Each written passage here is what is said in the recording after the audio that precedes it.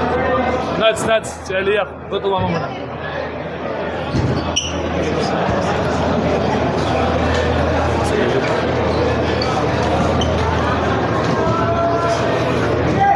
Okay, update lang sa'yo.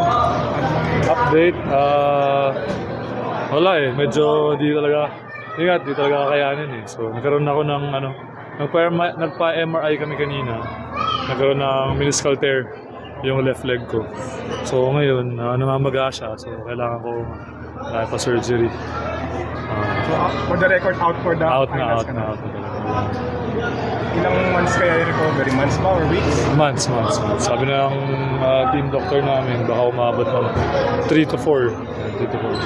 So, maga nga ngayon. Nahihirapan niya ako maglakad.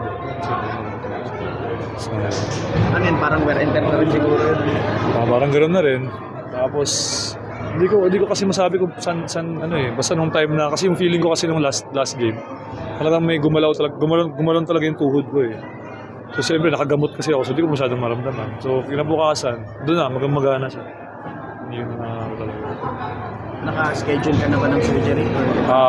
So far wala pa kasi may mga naunang may mga naunang kailangan gawin. So yun muna.